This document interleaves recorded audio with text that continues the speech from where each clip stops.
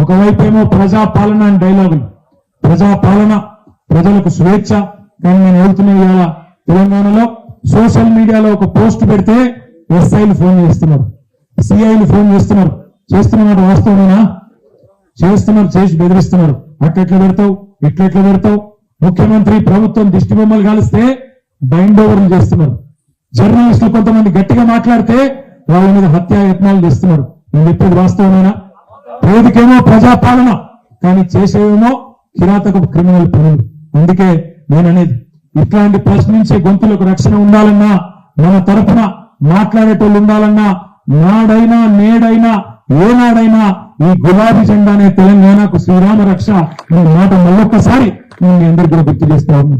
ఢిల్లీలో కూర్చున్న ఈ డూరు బసవనలకు, ఢిల్లీ వాళ్ళు ఉసుకో అంటే ఉసుకో, డిస్కో అంటే డిస్కో అని ఈ కాంగ్రెస్ బీజేపీ నాయకులకు ఓటేస్తే మళ్ళీ అక్కడ పోయి